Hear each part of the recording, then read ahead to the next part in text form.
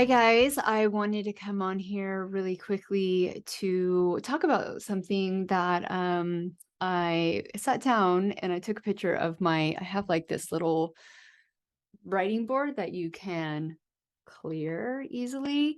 Um and I bought this because when they talk about motion um and taking the steps and movement, I found that I don't really journal because my brain is thinking way quicker than I can write it down. So, like, I'll think of the sentence and then I'll try to write out the whole sentence and then, like, my brain stops. So I was like, okay, I don't want to waste paper. I think I've talked about this before, but you can hear it again. So I bought this board, and the other morning, while I was out on my lanai, um, I was just thinking about steps that you have to take. So this kind of came from the manifestation book. Um, oh my gosh, I'm going to draw a blank again on this book. I talked about it in our last group discovery call, The Alchemy of Imagination. And like I said in the last one-to-one group coaching, that this book is probably the most clear cut um like way of explaining what it is to actually quote unquote manifest. And it was really, there was one part in it that really hit home, and it was really about the motions, right? So in this book he talks about, you have to have the three steps. You have to visualize what you want, you have to believe in what you want. And like I've talked about before, I think this is one of the hardest thing. I don't know. There's two really hard things when you want to use this for, creating the family of your dreams, um, is believing in your worth, right? Believing that you're worthy to be a mom, loving yourself enough to stick to the, physical commitments. And you can tell that you truly don't believe it when you're not able to stick to those physical commitments, or yeah, you're just not. I don't ever want to say that you're not ready to receive, because I don't like that phrase, but you subconsciously don't like really believe in it, right? And you got to start asking yourself really hard questions about why. And then the third step is letting go. We talk a lot about that. We talk about surrendering. So believing maybe is like the second hardest. I think letting go is probably the first hardest thing to do, the hardest thing to do when you're trying to conceive, especially when you're dealing with fertility issues. You literally want to be pregnant yesterday, and letting go. And the fact of the matter is, I think I surrendered to my journey because it was so fucking long, right? Like, how long do you hold on that tight to your ultimate goal? I mean, I don't know. Everyone has their own like breaking point, but you know, um, I know that I surrendered, and having my IVF baby definitely helped me surrender a lot more, because I, got to that ultimate goal. But even surrendering before that, just feeling, quietly confident that I was doing the things that I was supposed to be doing. But surrendering is a very, very hard thing. So those are the three steps if you're looking into bringing manifestation into your journey and tapping into the woo woo stuff. It doesn't really even have to be that woo woo. It's really just bringing these things into your life and using them as tools while we're doing all the physical things. I think it's a really, amazing thing. And if I knew about this during my journey, you better believe I would have been using this. And I think I was, to a certain extent. I couldn't name it like I can name it now. So anyways, while I was writing, while I was doing this movement, while I was like letting my brain flow and just tapping into, like the kind of different like beliefs or things. I don't know. Like, I don't want to call them downloads. I think I just don't vibe with that word. But really what was resonating while I was reading this book to my journey, to some of my clients' journeys, and even my journey of being an entrepreneur and setting up this business around such a personal experience, was really setting yourself up, taking those steps to reach the ultimate goal. A lot of people think that manifestation is this like, you just think it and it will happen. But the truth is when you start truly believing in yourself, your body's ability to heal, your body's ability to get and stay pregnant, your belief that you're worthy to be a mom, your self-love, once you actually really start believing those things, the action steps that you need to take, because remember, we're physical beings on a physical earth, we got to play the physical game, they just tend to become easier, and you don't overthink them, or your ego doesn't say that you can't because you don't believe in that anymore. So it's really about setting yourself up and taking those steps that are necessary, because the fact of the matter is, and I'm just going to forewarn everyone, this might hit a chord, and if you kind of feel anger towards this, I think it's like a good place to look and go, okay, why does this like hit me so hard? Why do I get angry? If you do get angry, um, is think about your situation right now, and think about if you got pregnant right now, would that actually be exactly what you wanted? Because I know our ultimate goal is to get and stay pregnant, right? That is what we are here for. But if you're truly honest with yourself, if you got pregnant today, would that be in the highest interest of yourself and for your future family? I remember one of my friends telling me this. Oh, I just got the chills. Like heavy chills. My friend told me, um, when I started talking about, I'm on a mission now to have a healthy baby. Like obviously that's our mission, but like I was really conscious. I was conscious that everything that I was doing was going to help improve my child's health and well-being to to the things that I can control, right? And she just said, "Well, even if your baby is sick, that's better than just not having a baby." And I didn't say anything back to her because I just didn't want to get into like a conversation about that. Um, but and I know, I mean, she had her horrific loss of her 3-month-old little girl due to genetic issues. And she had a second child, a little boy, and went on to have a third child, another little boy. So I kind of understood where she was coming from. But at the same time, my immediate thought was, no, no, I wouldn't. I wouldn't want to be almost that selfish that I would want a child to live with, you know, certain issues just because I wanted to be a mom so bad. Um, I mean, obviously, if that's what I was given, if that's what the universe or God wanted to give me, then I would be there for that child hands down and support and love them and give them the best life they could possibly have. But if it was a given choice, if it was like choose, like, okay, you're going to have this child, but they're going to, I don't even know, like, whatever, it doesn't matter what the illness was, or be motherless. um I don't know, it just didn't sit right that I would choose that thing. And I know this is like a really, really like sticky, uncomfortable conversation.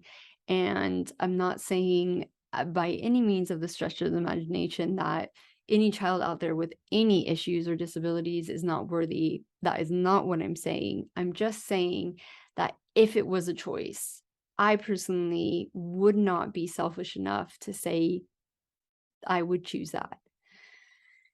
And so when we're improving our health and our wellness, sometimes or when we're not thinking about that, or when we are thinking about it, I can actually look back at times of my journey with my body obviously saying that I wasn't healthy enough to carry a child. It was barely, my body was barely keeping me alive, right?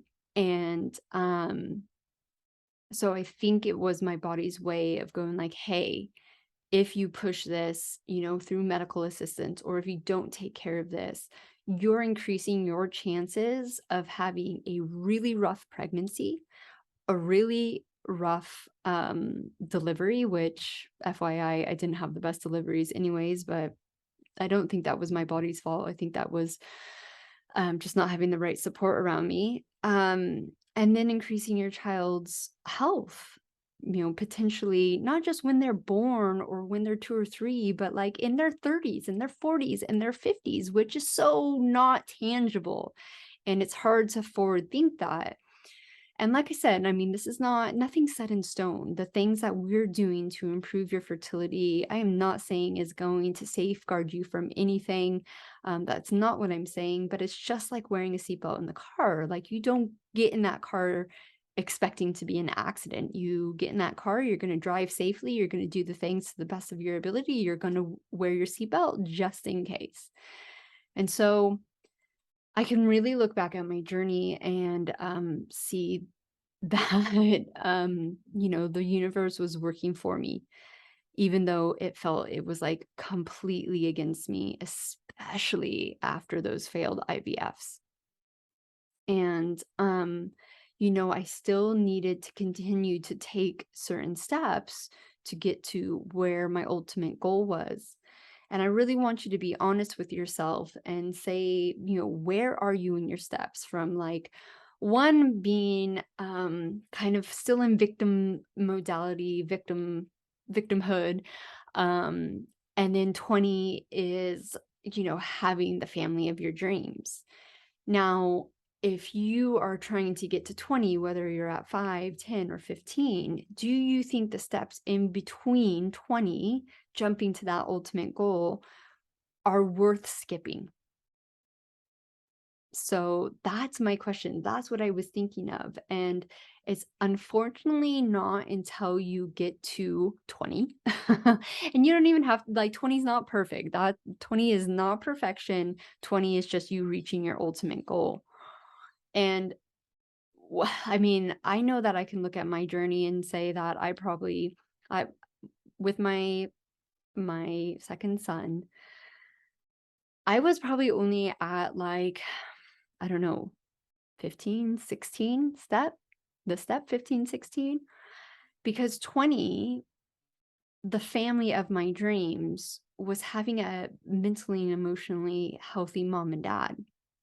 And even though we were close to that, there was a lot of shit that we had to kind of reevaluate after having our 2 sons, because I didn't even know, one, I didn't know it was there, and my kids were triggering me, as all kids are going to do to their parents. Um, and I had to look inside myself and go, "Oh shit. Okay, I need to deal with this, because this is not my son's issue, this is my issue." And so my youngest is almost 5, I can confidently say that I'm at like step 19 and a half.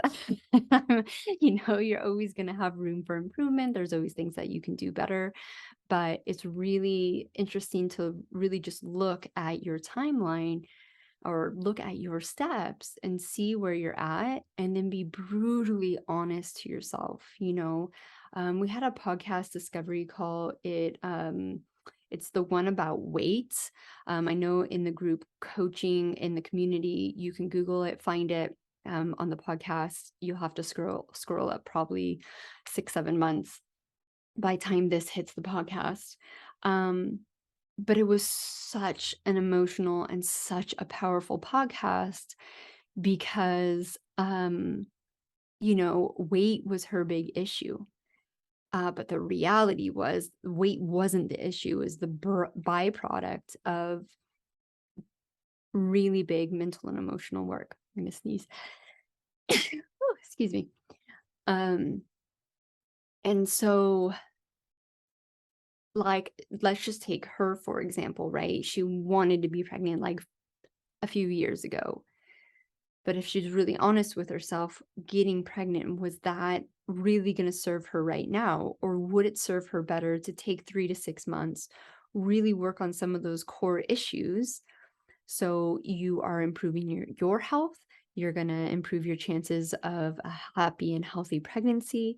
You're going to improve your chances of passing on good genetics to your children. And you're going to be a happier and healthier mom on top of that, which is going to create happier and healthier children. Um, so it's really, really important to just be brutally honest with yourself and see if these things, if you got pregnant right now, and you know what? Your answer might be yes. Like, it would be my highest purpose to get pregnant right now. Bitch, what are you saying? And that's totally fine. That's really be about being honest with yourself. And oh, another thing that I wrote down here was medications, right? So when I started using immune suppressing drugs to help me get and stay pregnant, which I absolutely 100% needed during my my f- m- my my first and second IVF, and my two first frozen embryo transfers. I don't believe I needed on my third embryo transfer, frozen one, because I got and stayed pregnant naturally after that one. But I was during the the one that I use, no, yeah, the last two frozen embryo transfers that I used the immune suppressing drugs, I was hyper aware that those drugs could potentially impact my child that was growing. And a lot of doctors don't like to use this medication because it's such a new um, technology, or for a lack of better word, that there's literally no research on the impact of the child's health. And if you've been with me long enough, you know that I don't personally believe that it's IVF or even the medications associated with IVF that is um, giving the children who are born through these methods a 30% more likely chance of developing issues like ADHD, autism, food sensitivities, like the list goes on, right? It's the mother's health. And so when you're using immune suppressing drugs, like your body's probably still not to a standard of maintaining that pregnancy, which is obvious, right? My body was not at that standard. But to a lot of people who are using these methods aren't doing, like I was OTT, right? Like I was bone broth 3 to 4 times a week, even though it made me want to puke, especially when I got pregnant around the 7, 8, 9, 10 week mark. But until I stopped using those immune suppressing drugs, I was hardcore with making sure that I was doing the most I possibly could to negate the impact of those drugs, not only on my own health, but on my IVF baby's health, right? And I just don't think a lot of people have that awareness when they're using these types of medication. And so I just really want you to think about like where you're at right now too. Like there's no shame in using those medications, but we want to be aware that they could potentially have an impact on ourselves and our children. So making sure that we have the knowledge to use, the foods and, the de-stressing and all that to help negate what potential impact those drugs could have. And so this goes with any kind of medication that you're on. I know there's a lot of thyroid medication that people are on, which are, like you work with your doctor to be on a safe level during pregnancy. But if you're not trying your best to reverse those thyroid issues, your thyroid is going to be greatly impacted because it's just like a necessary thing to have a good thyroid health during a pregnancy because your body needs it. your body absolutely needs it. And this is why we see a lot of secondary infertility with thyroid issues, because people just aren't aware that they even have thyroid issues, or their doctors told them, don't worry, no big deal. They get pregnant. The pregnancy puts a massive impact on them postpartum. And people just tank. Their bodies are like, I'm done.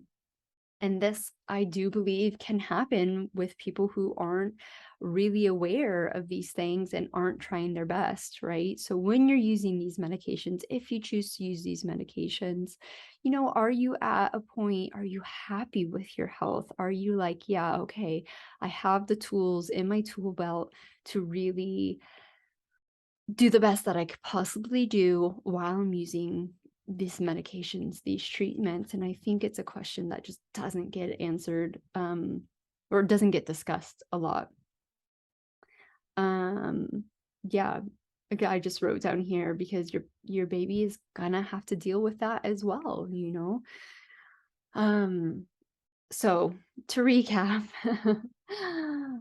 I really hope that this has helped you to just see the bigger picture, see the things that aren't tangible, see that this journey of health and wellness um, can really add up to amazing things, as long as you're giving it time and not rushing the process, and linking it back to the whole kind of manifestation thing and getting into the woo woo, tapping into your intuition. Really settle into that intuition part. There's a whole section in the formula. Really tap into that, and that's going to be like the biggest tool in your tool belt when you're asking yourself these questions, when you're faced with these kind of big difficult decisions on your journey. Your body will literally always tell you which way to go. And I'm sure that you have already experienced this at some point of your life, going, oh, I knew that. I knew that, but I didn't listen, or I shouldn't have done that. I felt that I shouldn't have done that. That's your intuition, right? It's not like magic or anything. Everyone has it. You can believe it's your higher self. You can believe it's God, for whatever religion that you're from. Like, it's all in tune in you. And it could be life changing. It could be such a big game changer for people.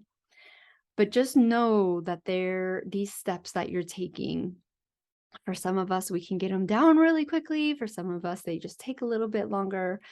But the biggest step that I would say to take, if you're, is the belief.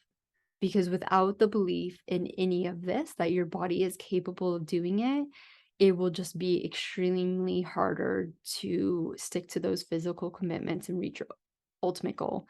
I don't believe that if you don't have the belief, it will never happen for you. That's not at all what I'm saying. It's just a little bit more of a struggle, more time, more effort, more money, more heartache.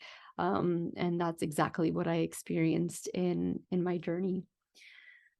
So I hope this has helped. I wish I would have recorded this when I wrote all this down. I feel like next time I'll just pop in and maybe you guys will just have to deal with my morning face. Um, but I really hope that this has helped and given you a little bit of extra um, support, motivation, courage, to, yeah, just surrender, slow down, and really tap into getting that belief system inside of you.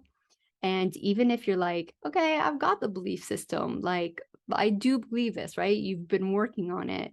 Um, Tap into your intuition and go like, okay, is there anything else that I physically need to look into that's just missing?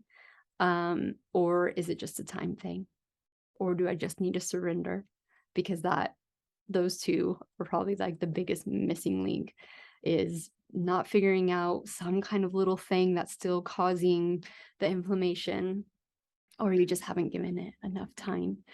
Which I know, I know, I know, I know. I was there for years. I can just hear, I don't know who's saying it to me right now, but I just have this like, bitch, I've been waiting long enough. And I wish I could tell you exactly when time is up. But just like in this book, and I'll put the links obviously in the notes section for you to listen to it or read it. It's literally like a less than a 5 hour read if you read the whole book in one go. Um, is that no one can tell you the timing, right? Um, it's just, yeah, impossible to say. And probably the second shittiest thing you can say to someone trying to conceive next to just relax is, it will happen in its own time. And for someone who had to wait close to 6 years to hold their first child, 8 years to get pregnant naturally, and if you would have told me it was gonna take that long at the beginning, I don't know if I could have mentally coped with that. Um, but that's just the way it was for me. And I really, really hope that this podcast, this community, everything that I put out there, um, helps make your journey not nearly as long and as dramatic as my journey was. But I do believe that even if I gave everyone the golden ticket, that you still have to like get there in your own time, if that makes sense. Okay. Have a beautiful day, and I'm looking forward to connecting with you guys soon.